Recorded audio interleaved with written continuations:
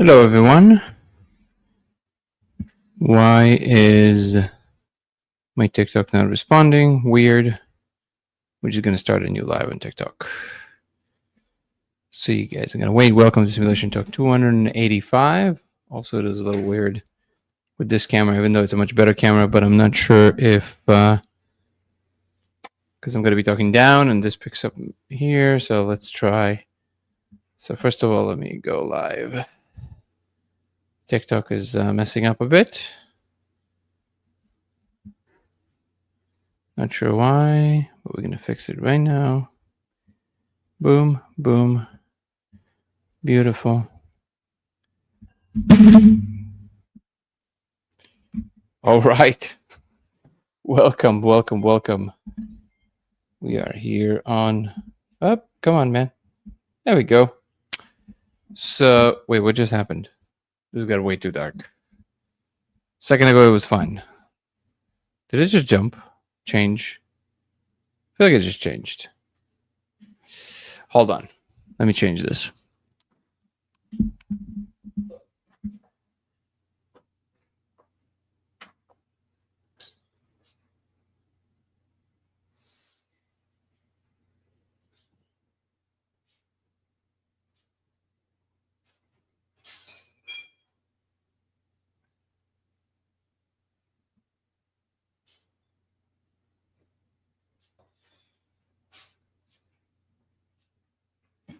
Now we're overexposed? Now we're overexposed.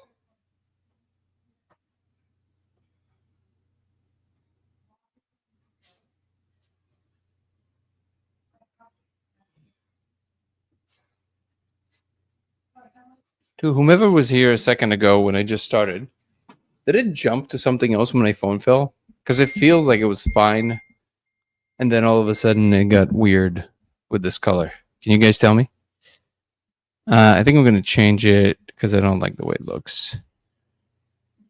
I'm going to dial it in because right now... There we go. That's better. I mean, it's not as good of a quality, but at least I'm looking at the screen. I'm looking at the comments, and it looks a little bit more normal. Welcome, everybody on TikTok. Welcome to Simulation 285. End of the week. How are everybody doing? Guru, thank you so much, brother. Appreciate you. Let's see what we got in here. Let's put our website. I know you did. I'm just going to put it on the screen. Beautiful. What's up, Jay? Freeman, Ambient, Guru. Hello, everyone. So, yeah. Did you guys, whomever was here from the beginning, when my phone fell, did it change the blacks? Did it go all of a sudden darker on my shirt? Or was it like this the same way? What's up, Mike? Let's see if I change it again. What happens? Camera. Yeah. Yeah. Okay. That's better. What happened to it? It was weird. All of a sudden. Oh, maybe because it jumped the HDMI. All right. What? Every time I touch the HDMI, it happens? Okay, this is a very shifty thing. Let me try it again. It's kind of annoying, honestly. Okay, let's see what happens. Let's see if it jumps to this automatically without me touching it. What's up, Jackie? Good to see you. Jay. Is this better or the other one is better? Because now when I'm looking at I know this is all like technical stuff. People probably are so sick of this. I mean, because I'm trying all kinds of new things all the time, and then when I do, invariably we have to kind of do this. But is it better that the image is better than me looking like I'm looking away from you versus looking at you? Thank you so much, Jackie. I appreciate that. Welcome to the Matrix. Thank you, Elusive. Power Off is in the house. Same name is here with us. How are you? Reviewing Donald Hoffman's interview tonight. Tonight, no, because it's on Sundays. Never on Saturdays, but tomorrow.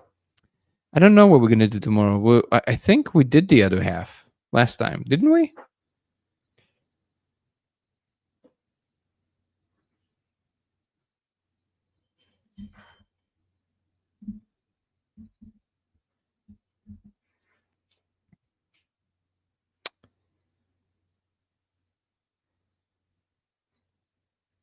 So this looks good. Okay, cool. We'll keep this for now. I mean, it's obviously better graphics, better image. What's up, Barbara? Okay, hopefully it's not gonna fall on me. This magnet is not the most powerful, but it's kind of a cool top ageless mustachine. Oh, and yeah, let me open the one on Discord just so we have it. You know, if somebody wants to come on, people barely use it, and that's okay. But if people want to use it, I want to have it available for them. So we're gonna go bam bam. Stage on Discord is now open if you want to come on and chat about something interesting, though. Don't bring all kinds of things that are kind of, out there, nonsensical, don't really relate to most people.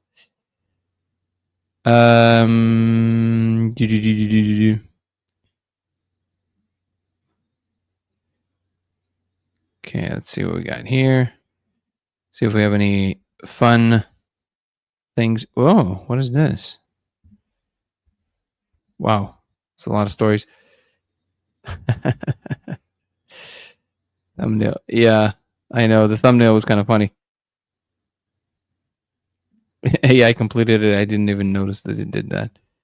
But do you guys like, there you go. Thank you, Nick. Do you guys like the trailer? What do you guys think? For the new show, I mean. And if you, by the way, if you're jumping on stage, what's up, Chris? Make sure that you, Aaron, how are you, my brother? Make sure that you raise your hand if you want to chat, if you want to talk. To me, if I were a listener, I don't know. I feel like I would prefer my eyes closer to this on the, on the screen. But if you guys are okay with this, by a vote, who is better with this, which is a Sony nice camera, but I'm kind of looking away a little bit from the screen to look at the comments, or do you guys like final time, I promise, or do you guys like this more, where it kind of looks like I'm talking to you more and I'm looking in the comments closer to you? Which one do you guys like?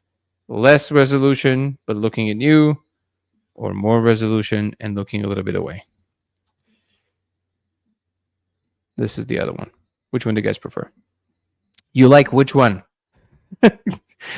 Tell me, better resolution or less resolution. Less resolution meaning I'm looking more at you, but less resolution. More resolution means what we have right now. Which one do you like more? Okay, Sony. More relaxing on the eye with the Sony, or which one? Guys, please tell me which one. Thank you so much, for Jackie, for the background lighting comment. Someone who saved the random question, but as someone who served in the IDF, do you think there's a solution for the Palestinian conflict? Man, Lugo, you know how to ask these questions, don't you? Fix fix the conflict in Palestine. Go. I mean, I would hope there's a solution, but we're not going to get into it for the obvious reasons, because it's very inflammatory and it basically upsets both sides equally. I can tell you that it is astounding to me how media covers this thing, because they truly are just off by light years from what in fact is going on. However, I have to hope that there's a solution, because otherwise, what are we going to do here? I believe there is. I believe there will be. I believe there's going to be an awakening from all directions. That's my, I wouldn't even say hope. That's my belief. I'm sticking to it. Wait, the old one. Okay. Oh my God, you guys are killing me. Okay, so by a vote. Okay, guys, simple. Sony, Mac. Just put two, but that's going to be the vote. I want to see how many people say Sony, and I want to see how many people say Mac. That's it, because otherwise it's confusing. And I would do whatever the most people prefer. So just put it in now, from this moment on.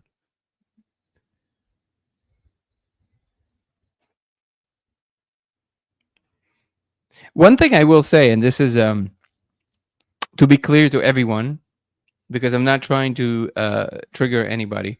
So the comment isn't about the truth claims, but the comment is knowing certain things for sure, me, because I've spent a long time there and I know kind of how things happen. It is astounding to me how many very smart people are incapable of tracking information. That is astounding to me, truly. Like, and actually on both ends, to be honest. But it's just crazy. I don't know what the operative there is, but I'm on the side of figuring out what is true about the world. So that's my product. Here it is. It just jumped in real time. Huh. Well, the fact that it does this sometimes tells me that I don't want to do it. So it has been decided that for now we're going to be doing Mac. There we go. I know a little bit less, but at least I'm looking in the right direction. It's not jumping to like super crazy blacks. Okay. I don't say color. You guys, you know what I mean. Okay, old one. Sony have Sony Mac, Sony. That's two Sonys, one Mac. Two Sonys, three Sonys, one Mac. Four Sonys, one Mac. Okay, so I guess it's a Sony, but guys, if it's gonna be jumping to this black thing, I don't want it. Wow, whomever's gonna be watching this recording is gonna go. They just gonna be so annoyed, and I get it. I'm sorry. So because there's too a lot of Sonys, I have to switch to Sony. But if it jumps to these crazy blacks again, I'm gonna change it. What is the deal with the jumping thing, man? That is so crazy to me. Okay, hold on. There you go. Okay, this is nice. This is connected. Okay, let's see. All right, if it jumps to the super blacks again, we're gonna switch it for good for the Mac for now until I fix it. Okay. Hoffman? No, no interview that Hoffman did. Wait. Oh my god, I'm so sorry. Okay, I mixed everything up. I projected myself all the way back to the interview with Bernardo Kastrup from the weekly lives. I'm so sorry. My brain is not here. Okay, but the Hoffman one, I kept on watching. So the timestamp were you the one that gave me the timestamp? Because when I looked at the timestamp, whomever it was that gave me the timestamp, he wasn't. Yeah, okay, we're done with this. Sorry, he wasn't. Sorry, and this is the last time we're switching for today. He wasn't talking about anything new. I don't know what was. Somebody said something. I don't know if it was you or not, but you said something about him saying that he has some kind of a new information from the space or whatever. He was saying that he's working on some kind of a new project to try and substantiate this, but they were working on this for a while. I don't know if it's anything new, and I don't think they created anything new. Otherwise, it would be huge news. So maybe I'm missing something, but I didn't see it in that interview. So it is the case that I have not heard anything new that he said from what I already know that he tends to say. Unless you want to like find me the exact timestamp in which he's saying that he brought new technology of some sort, because I didn't see it. Why is deja vu so intertwined with the molecule? I'm not sure it is. To me, it isn't. Yeah, the lighting is definitely better on the Mac, but it's less resolution. Couldn't use that until now. They don't like real information. Wait, couldn't use what until now? How you doing, Stephen? Steven? Just did the laser experiment. Pretty cool. Awesome, Kent. Stop that music. Stop the music. How was it?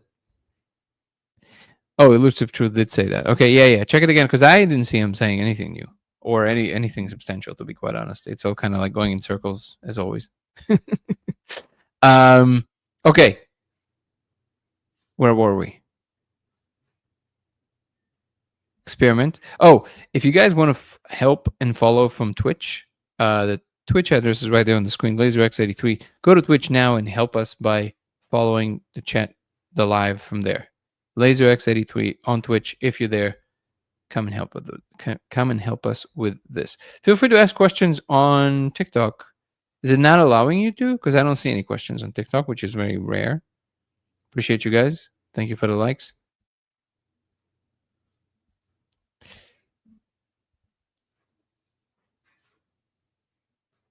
Tell us more about the experiment. I saw appeared to be mini gears. Okay, look closer. Millions, like you said, much smaller than I imagined. Right. So now look closer at what the gears are. That's what Danny Jones saw in the beginning, and then when we did it again, he saw the full thing, and then basically you want to be looking closer to what the gears actually are, and you're going to start discerning what they really are, which is these little character codes. Okay. Again, the invitation is always there. I want to remind everybody that invite to speak. There you go. Nico is here. Thank you, Nico. Yeah, but it keeps jumping to the black. So can say something, Nico. 1, 2, 3. Testing. Amazing. Let me bring up the volume here. You sound good. Output volume. Testing. Say it again. Testing. Boom. Can you guys? Everybody can hear Nico? Okay, both on TikTok and on YouTube. No problem, Guru. How you doing, brother? I'm doing well. How's your Saturday? It was pretty wonderful. Went to celebrate my mother-in-law's birthday in a nice restaurant. We took Eden for the first time for her outing, and she was very cool. She likes house music apparently, and she likes ambient background noise. She loves the car, and she loves apparently restaurants and public places. So it's very convenient. Do you love this feeling of when you get new shoes and then you scuff them? When it's what? Sorry. Have you ever had this feeling of like getting brand new shoes and then when you scuff them, you're like, oh no, oh, shoes. The worst. I have it with not just shoes, with every single thing. Like if you, if I get a wallet and somebody like touches it weird in the first day, I'm gonna replace the wallet. I'm like that weird. I'm gonna send it back. I'm gonna get a new wallet. It's ruined. You get that with Eden, where you take her somewhere and like you're like, oh no, the exposure, like. Not yet. Hopefully that OCD is not going to kick in there. I mean, it's a person. You gotta, things are going to happen. Unfortunately. Yeah, you gotta do it. Yeah, I mean, when my friend as a kid, and when his kid learned to walk, he was like banging his head on everything, right? And he's like explaining to me this feeling, which I resonated with because I get very OCD about everything. Yeah, the nicking of like new objects is the worst. I'm there's a rule, and I've now expressed it clearly enough to my wife. When I have a new object, she loves tinkering with things. She loves touching things. I'm like, first week, don't touch it. I don't care what it is. She's like, yeah, but it's just pants. No, don't touch it. You're gonna do something that my brain thinks is wrong. You're gonna fold it the wrong way. I'm gonna have to send it back. It's a whole pain in the ass. I don't want to do it. So don't touch it. One thing I wanted to ask you, it really resonated with me in your podcast with David Rugg. So first of all, the trailer is amazing. But thanks, man. I appreciate it. Yeah, it's. I know it's simple, but in the time that I had with the budget that I had, I think it's okay. The thesis is so strong. Like it kind of inspired me. I was like, yeah, this is the conversation we should be having right now. It's like, I think you're right. I think we do have everything we need. We just don't have that switch that needs to flip. So it seemed like a really strong thesis. It is, and I think it's true. I think that well, first of all, my proposition is clearly that we are inside of some kind of a game, right? And if we are in a game, then I have to ask myself, what is all this real estate out there? Why is so much of it and we're not touching any of it? It tells me that there's some kind of a thing that we have to unlock. Like it's a puzzle. Like we got to solve something. And I think we solved enough of the external. Like, because it seems that even like incrementally, if we're going to keep going in the way that we're going, and again, it's okay too, right? Like if we would go in the regular way we imagined it 20, 30 years ago, like just going to keep making technology better and eventually things are going to be faster and blah, blah, blah.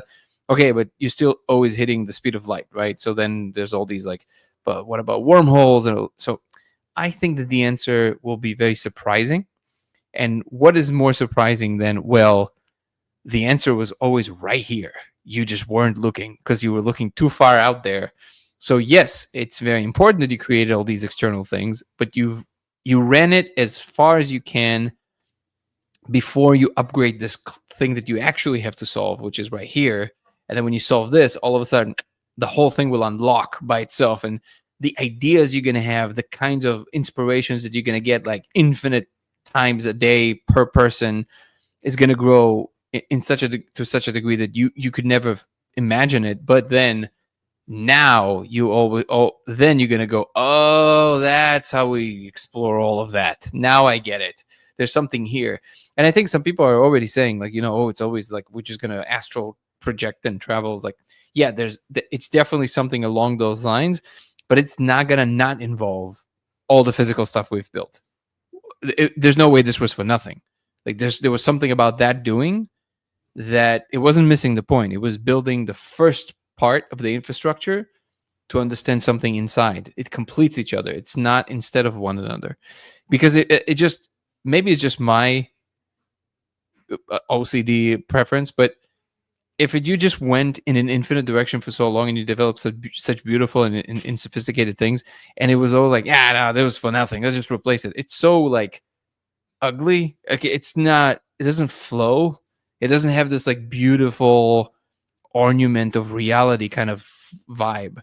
I would imagine that the plan is perfect and like God's plan, so it would be kind of like this like beautiful stroke of, this is all what you created now, and now look how from this, boom, the whole thing opens. Like, that's beautiful. That's, there's a flowing element to it, or at least that's my preference about it. So I definitely think it has something to do with internal locks that will unlock all the most extravagant external locks. Yeah. So to kind of build off of the first question, which I know we want to steer away from politics, but one thing that you said in the David Rugg podcast, which really resonated with me, and I think about every day since, you said something where you said, if you're not liberal in your 20s, you're heartless. But if you're not conservative in your 40s, you're brainless. And it is something really, it's really beautiful, because I think it kind of captures a lot of kind of, I guess, my evolution. I've been noticing that I've been becoming more conservative on some topics, but I'm wondering if that's me being jaded or not. But I had this conversation with a friend where they said, college students are never wrong. If you look at history, they've always been right about everything. When were they right about what? Well, I think they're never right. They're never right. They were never right, not once. Well, the thing is, I feel like they're always guided by heart, right? So yeah. Like, it's always like a pure sentiment, right? And it's always, like the civil rights movement, or like the, the anti-Vietnam, anti-war protesting. It's a common theme with college students, right? Mm-hmm. But I thought at the time I was telling him, like, well, I think it's easy to view it that way, but I think it's hard to say that college students were always right, because we can look back at history and say, okay, yeah, the Vietnam War was like a very tragic war, right? Mm-hmm. And even you could even say that about the Iraq War, where like 1 million Iraqis died. Like, that number blows my mind. Yeah, but I don't think it's just college student who resisted it. A lot of people resisted it because it seemed to be unrelated to what happened. Yeah. Well, what I was essentially curious about is that narrative. I guess or what I guess I realized is, like, college students are they're young and they're guided by this kind of, it's kind of like you're naive, right? Yeah, and it's easy to manipulate them. That's the thing. You can add them to causes that are very easy to manipulate if you just, because they're coming to college and believing that everything that is told to them in college is kind of like they're learning the truth about the world now. So it's very easy to indoctrinate them in that way. Yeah, like I think when I was in college, I think the concept of evil was not something I was able to really understand until, like, I started kind of experiencing the real world and realizing, oh, evil is a real thing, and I'm very lucky that I haven't been exposed to it, right? Like, but that's something that I think comes with time, right? And so, like, and that kind of guides a lot of like conservative thinking, I think, is when it's like the reality check, right? Yeah. So first of all, I don't want people to feel like I'm ignoring them. So let me just answer a couple of these comments, and then I love this topic. So let's stick with that one. So first of all, thank you so much for joining from Twitch. And if you guys want to help too, please join on LaserX83, LaserX83 on Twitch. Uh, G GZDR4EV is saying, are we confusing simulation with reenactment? For instance, if we walked into the Amazon or Amish country and live amongst the people we are living the lifestyle of the past, what are we simulating now? I'm not sure about the second part of the question. Maybe you can clarify. It's not clear to me what you mean by that. Or maybe somebody here, maybe even Nico can tell me if he understands what that meant. But the first part, I think I understand. And I guess the short answer would be that simulation does not mean that you're simulating outcomes. You're simulating the environment, and then you let things play out. So I would imagine that this is the kind of simulation that we're in. Otherwise, I don't see the point of it. But maybe you can clarify about the second part of what you're asking. Then Kent Stop the Music is saying the 3D effect of the wall is wild, different than I imagine it would be, like looking through a thin slit into the entire dimension. Have you ever explained how you first came? That's why we're doing the movie. I don't know if you've seen the trailer, but the movie is going to be ready by the end of the year. That's what the movie is about. Okay, now back to our regular program. What's up, Chelsea? By the way, if you guys, I feel like TikTok can't really make comments because I see people joining. Have I blocked comments or something? Hold on. Comments. Oh, weird. Oh no, there were no comments. Okay, there you go. Thank you so much for the gift, by the way.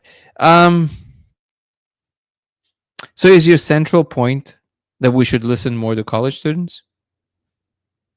Well, no, not necessarily. But when I view college students, I view it as like a moral compass. I can see it. Yes. Right? But Yeah. Go ahead. It's like missing a lot of. It's like missing a lot of information, right? Like it's like, there's this one thing that I saw when I was a vegan. I saw this video of parents telling their kids, "Oh, you're eating a chicken," right? And the kids are like, "Oh, what the fuck? Like, no, like, I love chickens." Or like there's this like purity to a child when you tell them they're eating an animal, right? Like they reject it immediately. But as you grow up as the kid, you realize and accept that eating an animal is just something that you do, right? And so I kind of view, like your comment to David Rugg made me kind of think of the sentiment that college students have as like a very pure, like naive reaction to a lot of things in the world, right? But kind of not grounded by reality or not bounded, right? And I don't know. I've been thinking about that comment you made a lot on that podcast. Yeah, it has a lot of implications. So I think the truth about all of these things is the same truth that is true of all the other things, which is it depends. It depends on the exact situation you find yourself in. Sometimes being more heart driven is good.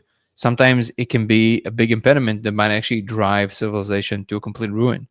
That's that book that I was mentioning by I think Paul Bloom, was an ethical philosopher, I believe, and it's called The Case Against Empathy, which is exactly about this. So sometimes too much empathy can actually destroy civilization because you don't need to feel other people's feelings to solve this big problem. You need compassion, which is different. Compassion is a little bit more not as emotionally driven. It's more understanding the situation and acting out of the best foresight you can have of how you can help the most amount of people. So if somebody falls into the well, just feeling their pain of being in the well is not going to help the situation. You're just maybe they're going to feel a little better that somebody's up there sympathizing with them. But unless you're going to figure out a situation which might actually require you to go away for a second, so they're going to feel alone for a little bit, but you have to go get a rope. In order to get a rope, you got to leave them alone, and they might feel sad in the moment, but you're actually going to help them get out of the well.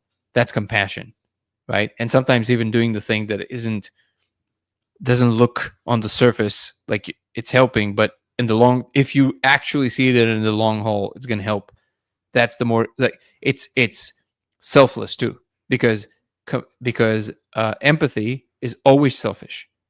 Remember this. It's always selfish. There's no situation in which empathy is not selfish, because it is you wanting to, you would feel terrible if that person does not see that you feel their pain right now. That's the only reason you're doing this. You cannot handle a world in which they're going to see you a certain way because it seemed like you didn't sympathize or empathize with them.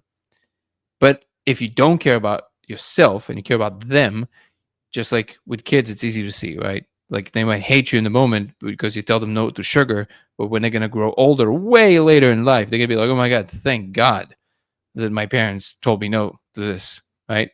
So that's the difference. And I would say that you can be guided by the heart, but you have perfect situation right now where you have a whole layer of just like, forget about confusion about, different points of view, like straight up lies that are propagated as truths, and then people are convinced because they got it in college, and they already assume, oh, college has to tell me the truth.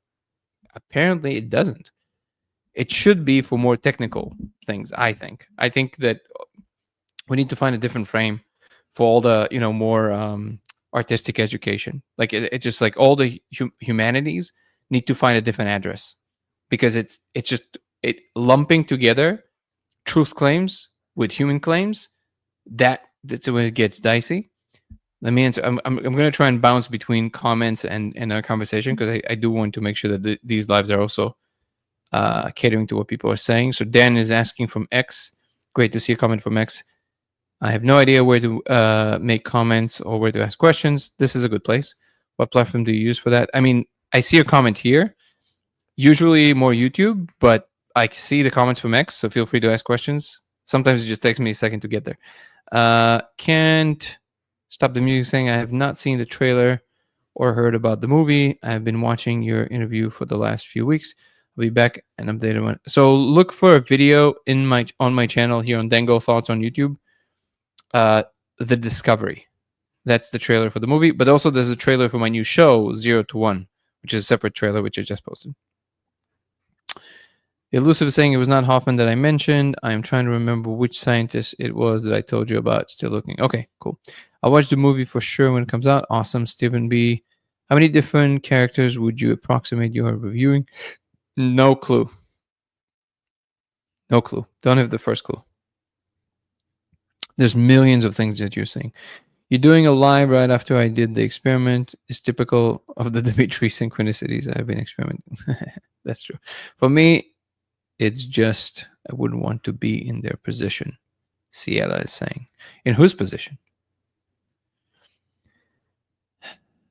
Yeah, exactly. Millions or more. Where Donald talks about space-time being a headset and goes on to claim he's working on a project to completely step out of space-time and manipulate the code from the outside. Is it possible? Everything is possible, but I have to see exactly how he's proposing to do it. He never mentions it in the interview. People say things all the time. I'm not doubting what he's saying, but I want to see exactly how he's proposing to do it. That's a big claim. And yeah, it is Hoffman, by the way. So yeah, I would say so. Like, people. I think we can even remove the whole thing with college and just talk about conservatives and liberals as the two kind of like main opposing forces in a political fabric. And it's clear to me that, again, sometimes you want to be more conservative about things, and sometimes you want to be more liberal about things, and it's not always the same. Like sometimes the country is experiencing enough rigidity that you actually want more liberal values to fill in the what's missing in order to balance the scales. But the opposite is also true. When you have too much of this freedom, that becomes, it's exactly David's point, and then it just becomes this like chaos. Then you definitely want more conservative values that kind of bringing some of the structure back into the picture. What you want to prevent is overcorrection. I actually think, and this is again, I'm kind of mesmerized, kind of like watching the whole thing, because either I'm completely off in my perception of the world, which of course is very possible, but with everything that I've learned in life, just kind of like the balanced way of doing things, that's actually what's happening. and yet people losing their minds because they project the worst outcomes. So instead of looking at the actual things that are happening, that are, if you look at them like just like like just blinders and just look at the situation for what is happening, with all the chaos that's unfolding, the streamlined decision making mechanisms right now, they're actually kind of, they're aiming for the middle. They're not aiming for like there's always going to be some spikes here and there, but they're actually, from all the times that any big decision was made in the government in a short time period, this is a very kind of like middle ground path. And yet, and people's reason for losing their minds is their projections of the situation. They don't even realize that they're projecting a terrible future, and that's what they're reacting to. They're not reacting to what's happening now. They're reacting to what they imagine this means. And that, to me, is kind of wild to watch. And that happens on both ends. And it relates to, I mean, all the stuff that people asked about, and also it relates to all the stuff that is happening with, obviously, with with our government. But, and again, we elect a leader, either you like it or not. The leader has 4 years to serve, and then you can say, but people like, no, they don't even want to wait that time. It's like, no, then it's going to be too late. It's like, listen, relax. Like, the country and the world has went through so many more horrible things than you imagine that is happening now, and eventually things kind of balance out. So it's like, I think that the belief that the situation is dire is more dangerous than actually dealing with the situation, than actually the stuff that is happening in front. Do you think that politics exists in a type 1 civilization? Do you think everyone is just on the thing? Oh, you're never going to get out of you're never going to get out of politics. So I like Deutsch's definition. He defines ethics this way, but I think, thank you so much, Ivalikon, but I think it involves politics as well. So his statement is, ethics is the science of what to do next. But I think that you can say ethics in politics is the science of what to do next. One of them is on kind of like a general societal level, and one on a decision-making level in the government. That would be the political part of it. But it has to be intertwined with ethics. Now, some people would say, well, ethics doesn't exist in the government. It's true that there's a lot of corruption in the government and the way that systems are working, but this is the best we got so far. We are trying, though, to infuse as much ethics as possible. I know people don't believe that, but I assure you that, there you go, most people are trying. They're just failing. They're putting their best foot forward and failing. That's the majority of what I think is going on. And then it's very easy to look at what goes wrong and say, well, see, I always knew, blah, blah, blah. And, it's so easy to say, like everything, think is a complex, very complex. So especially on the high levels, when it seems to be, you're stuck between one decision of a bad situation to a worse situation, and you don't even have a seeming good way out. It's very difficult, to be in a position of actually making these decisions. So I wouldn't be so quick to judge, first of all, and I think that's not helpful. And ultimately, I think that we have to allow for some leeway of kind of trusting the process to some degree. Otherwise, the complete distrust in the process renders us incapable of making any rational decisions at all. And this is how you get people who liberals who purport to believe in free speech and all of that and act violently, because they can't even see that they're literally projecting like all the evils that they believe are happening on the other side. It's a projection from the inside, and then they act because they think it's about to come, so they act violently, but they're now the perpetrators of the thing that they're against. That's how you get that. It's a very extreme point of view, and people trying to sell their very extreme point of view under the banner of balance, which is not balanced at all. It's like that quote, like by that I shared with you, the meme with Elon, right? When the UN's arm responsible for, I forget what the acronym is, but they're responsible for the distribution of funds for, like, starvation. They deal with all the starvation in the world. I forget the name of the acronym, but they tweeted because there was a story saying some small percentage of Elon's net worth can cure all the hunger in the world, and yet he wouldn't do it, right? He wouldn't. And then Elon tweeted, okay, you show me exactly how $8 billion are going to solve world hunger, and I'm going to sell my Tesla stocks now, and I'm going to do it. And he means it, right? But he said, but you have to make it completely open to the public of all your expenses, because if you're saying how that's going to happen, show me all your regular expenses first, where all the money that you're using as as charity. Show me exactly where it goes, and show me how, if we add $8 billion, it's going to solve the problem. It does two things. First of all, exposes the very big corruption that is happening in the entity that is trying to say that and just trying to point in another direction. And it shows you that in reality, there's a big difference between what you want to be true and what in fact is true. And for the most part, people are just asserting what they believe sounds good, and they just keep repeating it. But the action of trying to do something good is doesn't always look like what you would expect it to be. And sometimes it comes packaged in a way that you don't like. But you have to look at the end result of things, and not just like what you imagine to be the case. I don't know if I ran with your point in a different direction, but that would be my position on this. Yeah, I agree with that. Evil Icon and Neverpool been through the waiting room. I don't know if they want to come up, but it would be cool. Oh, yeah, absolutely. Who's yeah? If you guys want to come up, sometimes what I do is if I pull people up, they feel uncomfortable. So if you guys, Evil Icon, Never Too Late, Chris, if anybody wants to come on and chat, there you go. Just raise your hand, and I'll bring you up. Just brought you up, Evil Icon, so you could just approve. Awesome. How you doing? How are you guys doing? Good. So I caught like the end of this, so I don't really know exactly.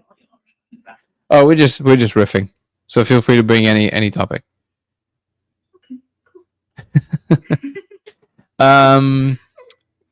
There was something while I was ranting. There was something that I wanted to say to you, and I forgot, but it might come up in the middle. So let me look at a couple of comments that people made. I have empathy because I wouldn't want to be in the position of the unfortunate. Yeah. And again, this is it helping the situation? Most of the time, no.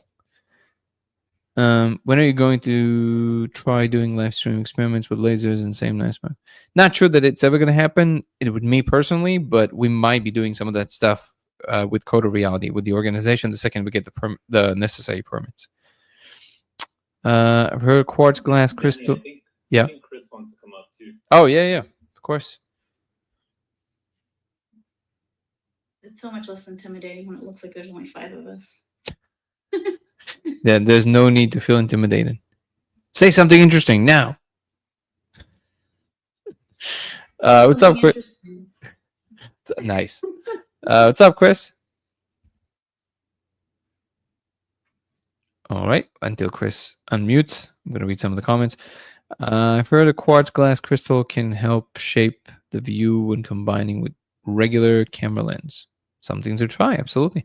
It isn't saying that after Danny Jones and Joe Rogan, you're still not blowing up. I think it's waves. So I think it's waves. I think the second that, because people don't really know what to do with that information unless I have some new information, which I don't.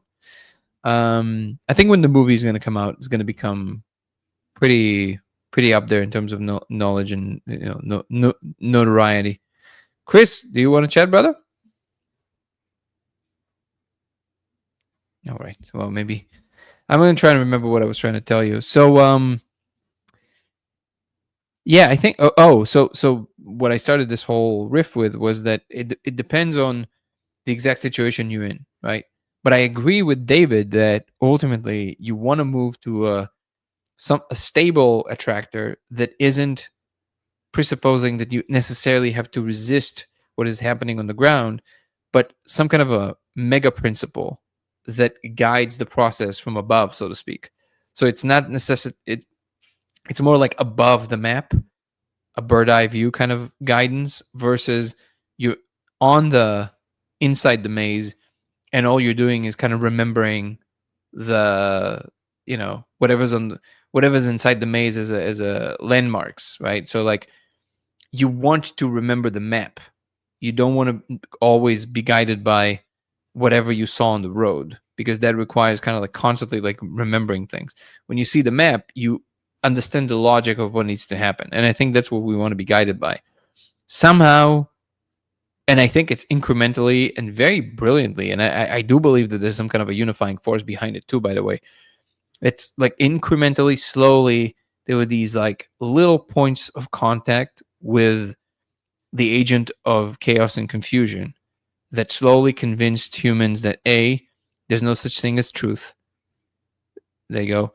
B, that there's no such thing as a correct direction. It's all provisional. It's all whatever you think it is. And then started convincing people that power necessarily means bad. And then slowly, it rose the temperature on all of these. And then people just come with this completely different head that you can't even, they live in a different world. If somebody comes and says there's no truth, we live in a different universe. I don't even know what they're talking about. Because, or maybe the definitions that they have in their heads, but like, it's not an option. Like it's not a debate. Like there's a state of affairs, whatever it is. That's the truth. It's not the same as saying you will sometimes know, you will always know it. That's a different statement. You will never know the ultimate thing. But to say that there isn't, first of all, that's a truth claim all by itself. Oh my God, I have to turn this off. This is crazy. First of all, it's a truth claim all by itself. So you're making a truth claim that there is no truth, and of course you have no way of knowing it. But it's not so much even that. It's the fact that what essentially it's saying is there's no way to navigate. There's no way to know. When in reality, the people who say this constantly make assertions that they can only make if they believe that something is better than another thing. And yet it's completely invisible to them. What did you want to say? It reminds me of this hard problem in science when you're doing an optimization problem. Mm-hmm. There's typically like a surface with peaks, and there's something that's called a local maximum, which is locally to some region of that space, you have a peak. And then there's something called the global maximum, which is like the absolute max in that entire space. But the tricky part about optimizing something is you never know whether you're in a local maximum or you're in a global maximum. Mm-hmm. And there's no mathematical theorem to tell you that you've optimized something perfectly, right? Or to the max. And it's almost, with truth, it's almost interesting because you can only disprove a truth claim, right? But you could never prove a truth claim. So it just has to stand the test of time. It's just a longevity question. And this is why I like Deutsch's definitions, because, and I know I sound like a broken record because or a one-trick pony because I keep bringing Deutsch up, but truly, like, it just read The Beginning of Infinity. Anybody who didn't read it, read the book. I'm telling you, like, truly, like, it answers all of these conundrums.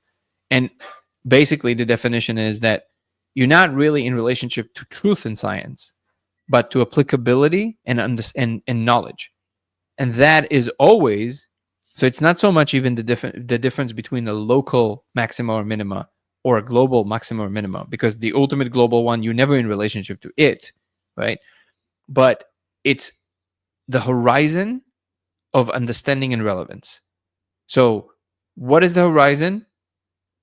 What is the distance to which I can see these types of problems, and therefore I can bring solutions and solve those problems as it applies to the immediate environment I find myself in, and how far from my immediate situation to whatever point I can see, I can predict and solve these problems. You never, and this is according to Deutsch, you are never in relationship to some ultimate truth. It exists, but you're never in relationship to it. But you know that there's some ultimate vector to which everything is pointing, but all you can do, the best you can ever do, is use all the tools in your disposal to look as far as you can see in the direction that you can, in the directions that you can, and then try and I'm going to turn it off at some point. I got to figure out how to do that. And try to create a knowledge map that helps you deal and face new problems that you've never seen before. And this is the definition of universal knowledge, which is that you can handle problems you've never seen before, which is different than local problems that are kind of like more like you always encounter them, so they're just variations of one another. But for example, E equals MC squared is a type of universal knowledge because it applies to basically everything in our observable universe. And it does not mean it is, quote unquote, the truth. It is a type of informational structure that can do work that can translate to actionable things in your immediate and expansive bubble of operation.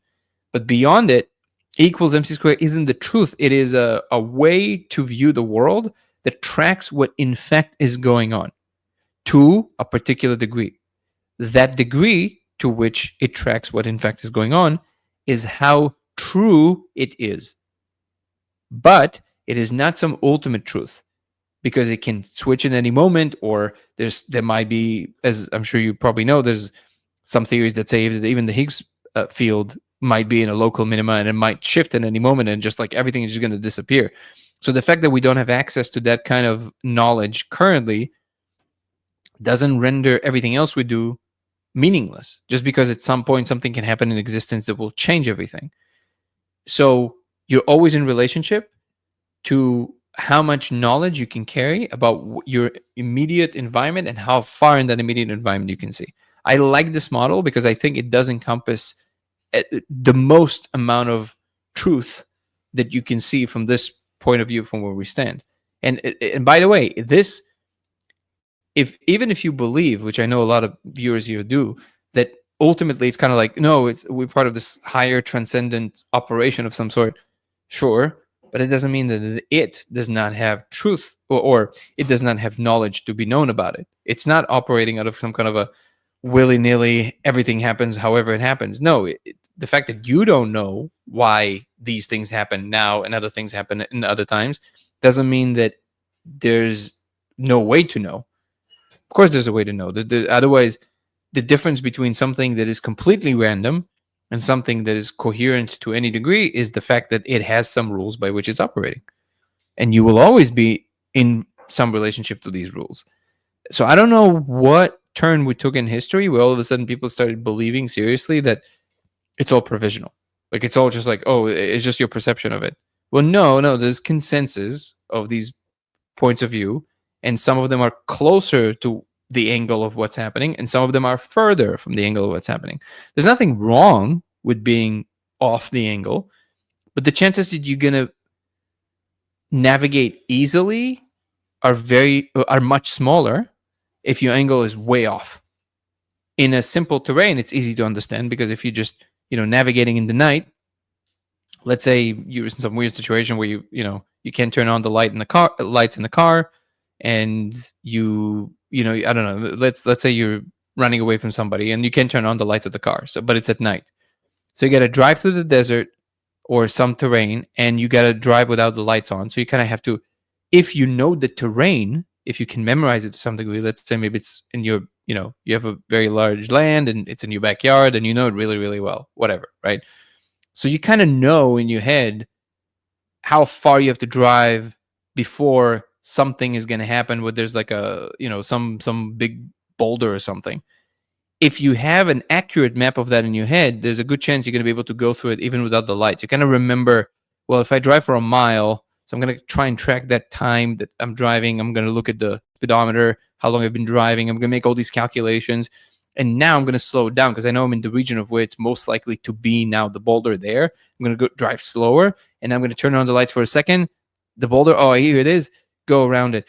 But if you don't have a good memory of the terrain, the chances of you hitting boulders is way higher. And everything is this way.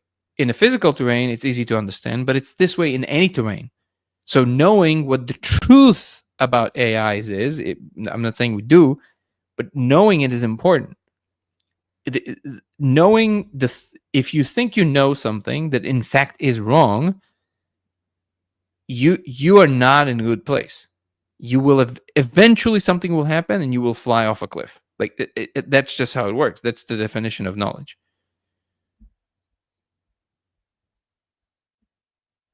Let's see what we got here.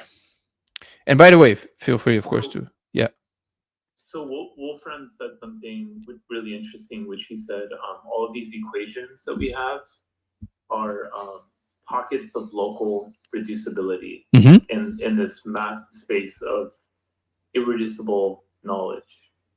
And then I asked, is there a way that we could know how much irreducibility there is, like how big that space is? And he said that that's not the right question, because any amount of irreducibility takes an infinite amount of, every amount of irreducibility takes an infinite amount of reducibility to describe, right? Which I thought he was saying, like, if you zoom in enough to describe it perfectly with these equations, you'd have to zoom in further and further and further until the point where it's like an infinite Riemann sum, right? in the ultimate space of the Ruyad. Yeah, I think he was talking about the Ruyad. Yeah, like the computational everything, the computational reality that we're in, right, is like a manifold of irreducible knowledge. So I don't know if he was talking about the Ruyad or the hyper Ruyad, because he does postulate a space outside of the Ruyad that the Ruyad belongs to, that is already outside of any ability to address, even with our linguistic, like even with our descriptive tools, even in principle. That's what I understand from him about the hyper Ruyad. Right. But so do you think he was talking about the Ruyad or the hyper Ruyad? I don't know what he was referring to, actually. I pictured it as just like a manifold, like a surface. And I was thinking of it in the same context of like local versus global minimum. But what it sounded to me like, he said the process of science never ends. Because, right. The beginning of infinity. What was that? The beginning of infinity. Yeah. Oh yeah. I guess it ties in really nicely. Yeah. Framework, so. No, so that's exactly the point, that all we can hope for, and I think it's exciting, by the way, that you will always be in the beginning of infinity, because by definition it's infinity. But there's a difference between being in the beginning of infinity and not being in the beginning of infinity, in which you're still in the, you're not even interacting with the infinite. You don't even know about it. But now we kind of at the stage where we at least know about it. So now we always going to be in an infinite pursuit of solving better problems, more beautiful problems, which will bring, a more and more beautiful world. And I think that for some people, I'm now experiencing this a lot more, but for them, this idea is too mechanical, cold, and maybe it's just the words and definitions. Because to me, it doesn't sound. The implications of this are very organic and beautiful and pristine and divine. Like it's not knowledge for the sake of knowledge, kind of like robots. No, it's like it is a sacred ability. It's a force in the universe that allows for species to evolve into infinite capacities, and they're beautiful. And they are the ones that allow for infinite beauty to express itself throughout the universe. They are the ones that allow us to visit new worlds and build new, beautiful hyper objects and technologies, and help other species to come up and do their own thing. And I actually see it as part of the wave that God brought to the world, not the other way, not the other thing. Yeah, that always bothers me too. That which part? Because I don't see why it can't be. That people think that it's too, rigid and not beautiful, and because it's not natural, quote unquote. I just don't get it. Like I kind of see it's what you do with that. Yeah, and again, my point is about the natural and not natural. I mean, if it happens, it's natural. It's almost like people choose a local bubble and they say that's natural, but wait a second. It's all happening in nature. What do you mean by not natural? Like, what does that even mean? It's like so if it's in space, it's not natural. Your regular habitat was supposed to be just Africa. That's it. What'd you say? Like organic. I thought that was just so funny when I first heard that term used. Yeah, it's like little machines. Your organs are made out of tiny machines, and also like we don't think of them as technologies, but they're just what is technology if not a piece of knowledge instantiated in matter? That's it. So fur coats that people had to fashion from animals in order to move to colder climates and explore new terrains, those are technologies. It wasn't there. You had to, and again, all species use technologies. Animals' eyes is a technology. Like it's all knowledge instantiated in physical matter. It's how to do something that is more and more and more efficient in the environment you find yourself in. What made us universal, and that's a crucial point. That's actually a pivotal point, which is what makes us very different than animals.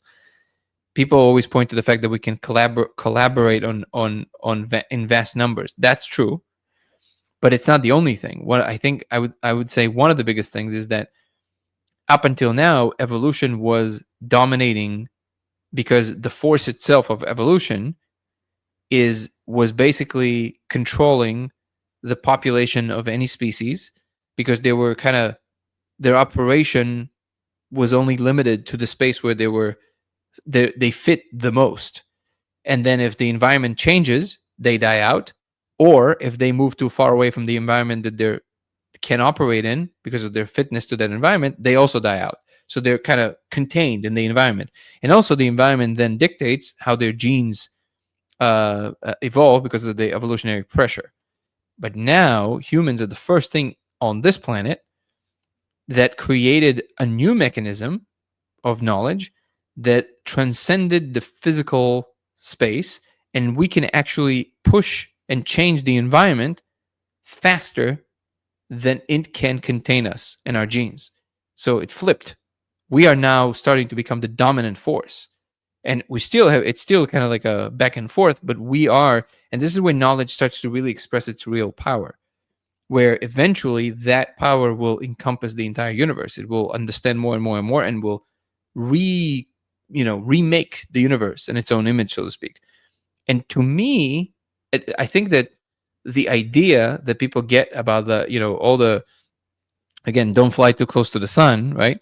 I think it's just this cautionary tale that is expressed a lot in movies, but it is the oldest fear. I spoke about this before. I think there's a reason why it's such a big fear, is because it's almost like if you venture outside of the village and you fail, you double lose.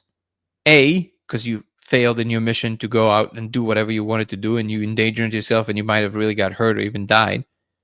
But also, if you do end up coming back, failing, you will be ridiculed, and ridicule by others is one of the biggest fears that we have. And you're going to be ridiculed. See, we told you. Like everybody told you. Like you're the one that went against the grain, and now you're paying the price, and now you have to live for the rest of your life with the shame and with the failure. I mean, it's basically kind of like game over, right? That's why it's so scary. But this is why there's not a lot of people that dare to step out. But when they do succeed, everybody else follows and reap the benefits of what they did. And then all of a sudden, everybody's saying, oh, that was obvious, that we always knew. And we are the descendants of all the people that ventured, because otherwise we would still be, in Africa, in where we kind of started. So it's not different. Eventually, people set sailing, right? They were the first people that decided to step into the ocean. That's very unnatural because we're not made to survive in water, but people made tools, technologies to go into the ocean, spread through the earth. Now we don't think anything of it, right? And this is not, by the way, just to be clear, this has nothing to do with the West or like everybody did this. It's just what the human mind does. Now we're stepping into another domain, into space, and people are saying all the same thing. Don't venture outside the village, too dangerous.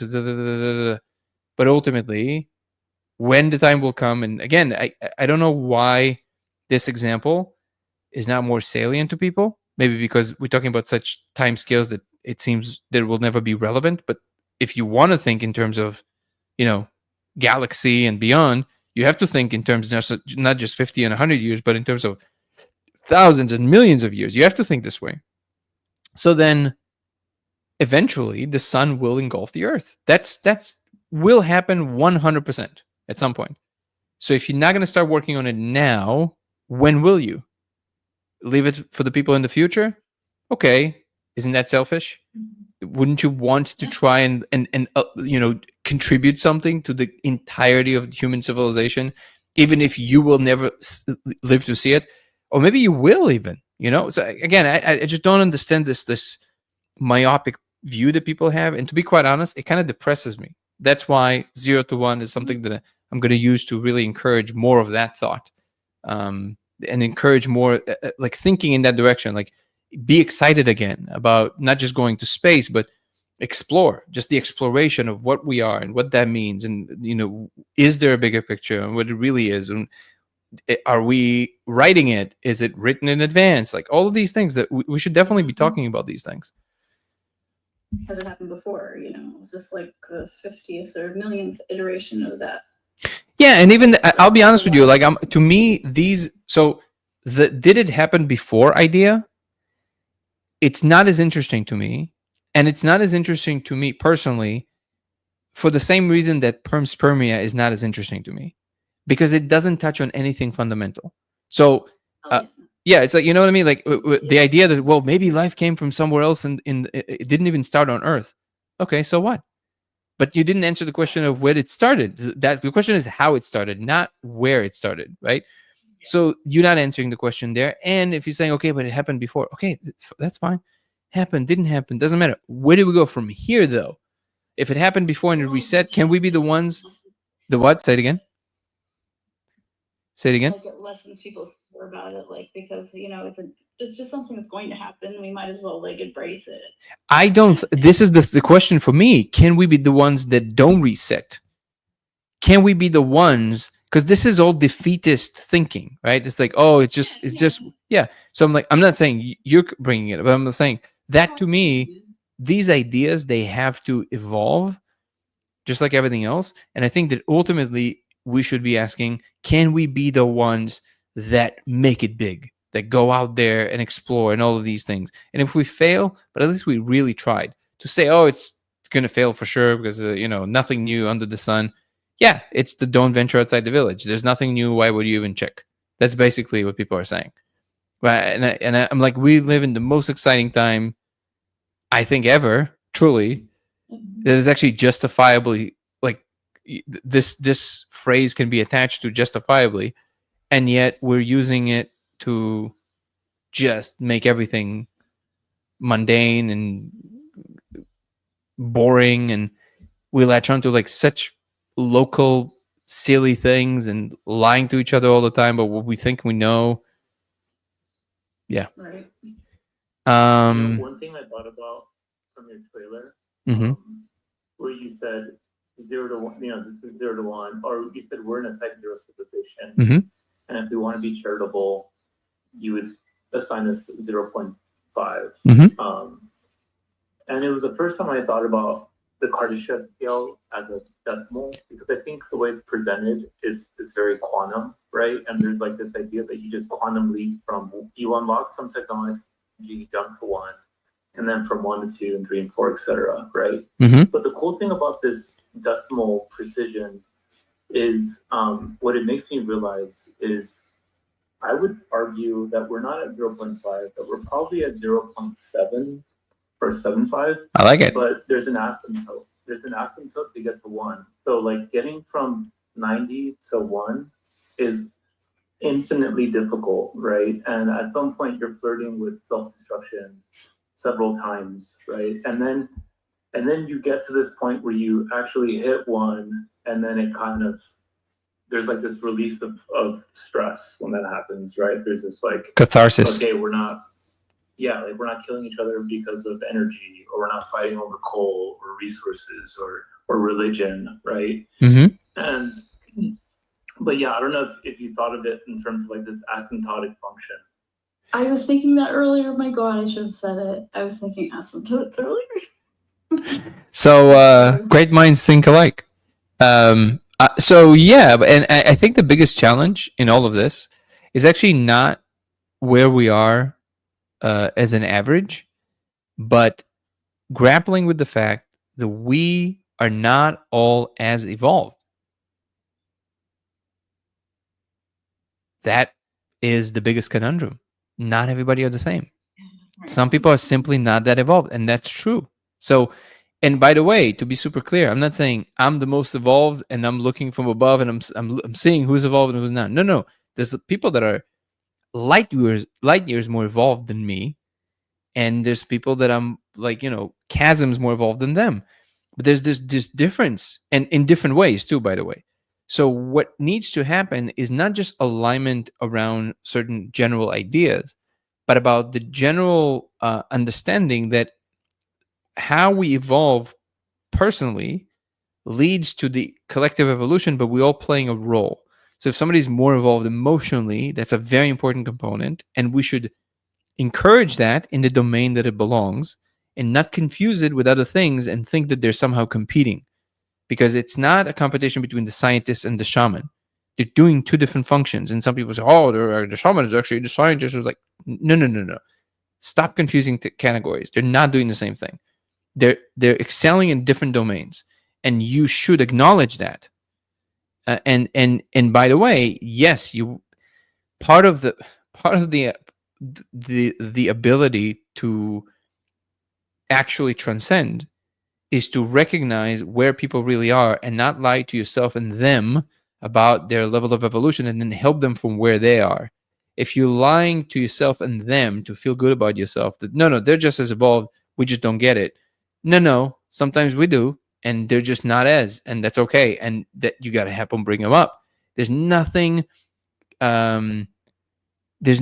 condescending about that. Acknowledging what things are, there's nothing about condescending about that. And again, they have other ways in which they're evolved, and that should also be recognized and put into the picture.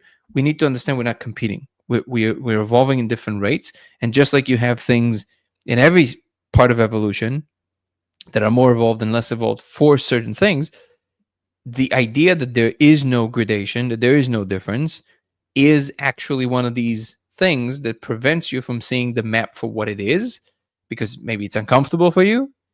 And then you're driving blind because you're pretending, oh, this person can just handle what I'm doing in the way that I'm doing it. And they can't. It's like when you talk about all the psychedelics, it's not for everyone. Some people, literally, they're wired in such a way that you should never touch it. Never.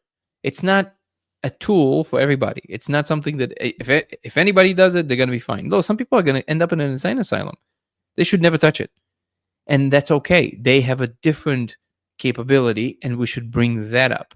But lying to ourselves and to other people about, that there's no difference between anything to anything, that is part of the stuff that I think will actually prevent us from going up there to one. Acknowledging truths, working with what in fact is going on, and not things that we would like to be the case at some point in the future. And that's part of it, is to acknowledging that, listen, certain cultures, there certain things that they're just not as advanced in that, and that's okay. I don't think it's a controversial statement to say that some ancient tribe from Papua New Guinea is not as advanced regular technology the way we know it as NASA or Elon, SpaceX, right? But it doesn't make them any less anything. It's just you acknowledging that they're not doing that. The what? It's still no progress to do that. Exactly. And by the way, to make it super clear, because I do think that's the case, I do think that tribes that interacted less with technologies, they are, by definition, they put a lot more attention on actual human interaction. So even though maybe they don't have the same amount of like what we would consider sophistication in terms of like social interaction, but their human to human interaction is a lot healthier for the most part, I would say, because that's all they have to live in these they're always like very close to each other, so their heart interaction is a lot stronger, and there's a lot we can learn from that, right? And we to remind ourselves what actually matters in the interpersonal relationships. And on that cue, My beautiful daughter is crying, so I gotta adjourn. I love you guys. Nico, thank you so much. Evil Icon, Chris, I wish you would say a few words, but I guess next time. I'm gonna jump off and go. I help my wife over here. Thank you so much, everybody. Quick announcements.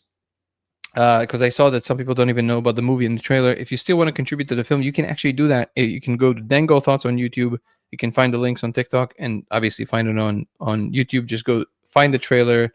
It's called The Discovery. And you can find the GoFundMe page right under there in the description. If you contribute over $1,000, you would be the first person on the planet to see the movie. By the way, I know it's a big pull for most people, but just so you know, which I really think it's kind of cool. If this is something that you can do easily, highly recommend it because the movie is going to be a banger. Like the movie is going to be. Aaron is incredible. Aaron Vanden, the director. So watching it for the first time ever with everybody who kind of, I think it's kind of cool. But don't worry, of course, you're going to see it as like everybody else. If you can't afford that, I understand that it's a big pull for people. But I think it's a cool thing, and I think it's important to mention. You can go to codeofreality.com to check out all the stuff that we're doing with the project. I know I keep promising a new website. I promise it will come. But all the protocols there if you're trying to do the experiment with the kind of lasers you need to get and all that good stuff in our merch. Of course, come join our Discord community, which is incredible people joining and talking about all this good stuff. You can find the links to that on TikTok, in my link tree, and also on YouTube with Dango Thoughts. And come follow me on YouTube, Dango Thoughts. If you want to follow me across other platforms, it will be Danny Goller, at Danny Goller on Instagram and TikTok. Goller Danny, just swap them on X. LaserX83 on Twitch, and Dango Thoughts on YouTube. DANGO Thoughts on YouTube. And you can become a member, a paid member. If you join from this first tier and up, thank you so much, Evil Icon. I appreciate you. You will get access to my weekly lives that are happening usually on Sundays. We haven't had them for like 3 weeks. I know because I had a baby and also I was traveling a lot. But we have them usually on Sundays. It's for members only. We dive much deeper into topics. We watch videos. We analyze them. We talk science, mathematics, aliens, whatever you guys want. These lives are for you. They're a lot of fun. Also gives you access to early access to all my content, and it gives you access to, if you sign up from the second tier and up, I think it's like $8 or something, or $10, I don't remember. It gives you access to Zoom calls with me once a month, which one is coming up. And those are really fun because there's not that many people there. So it's pretty private. We're just kind of like exchanging ideas and talking about things. And we make them pretty long. So I think that's it. Appreciate our guests, Nico, Evil Icon, Chris. Thank you so much, guys, for joining. I want to acknowledge our incredible moderators, Guru. Thank you so much, brother, for always taking care. Ebony and Chris, love you very much. And Jessica, thank you so much for always being here and supporting. Thank you so much for the community members, old and new. If you joined just now or if you've been following for a long time, I appreciate you guys. You guys are the ones that make this what it is, and also makes it very pleasant and fun for me to come and join and rant about all kinds of things. Appreciate you guys. Much love. All the regulars, all the new ones. See you guys. Have a good night. See you tomorrow. Peace and love. Ciao. Have a good night, everyone.